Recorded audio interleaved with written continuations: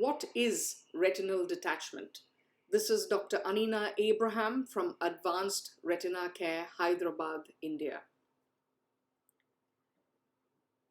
I would first like to explain what the retina itself is.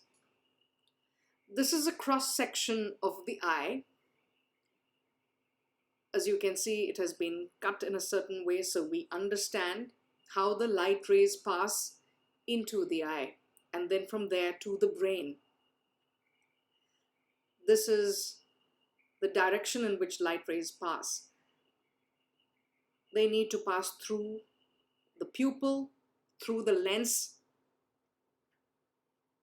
and finally onto the retina. This is the light-sensitive layer of the eye. And finally, through the optic nerve into the brain. The retina on examination with a condensed lens looks like this. So this is what we would be seeing when we see your retina. When tears develop in the retina, as you can see in this picture, there is one large tear and a small tear.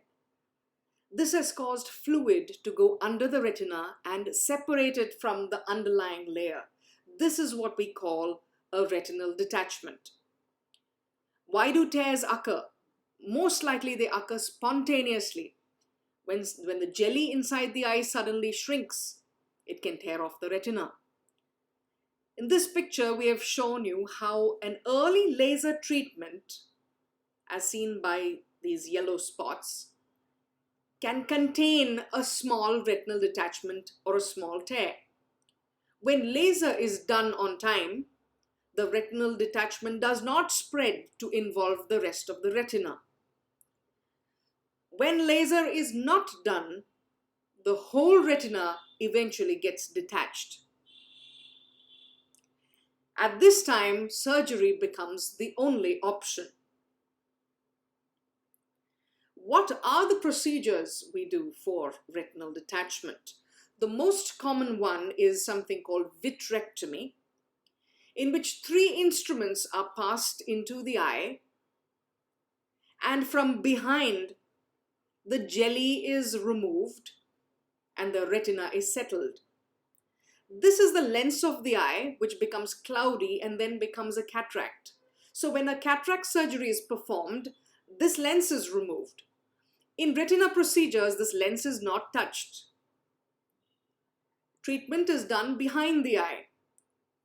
3 ports are made and instruments are passed, and these trocars are removed at the end of the surgery, and the eye looks absolutely normal like it would have before surgery. This is the advantage of a sutureless surgery. However, because oil or gas needs to be injected inside the eye, the patient is required to sleep in prone position, at least for 7 to 14 days. This ensures that the retina is well settled and a 95% success rate is normally seen, as long as the surgery is performed early enough. Therefore, do not delay your procedure. For any further queries, please contact us at advancedretinacare@gmail.com or visit us on www.advancedretinacare.com.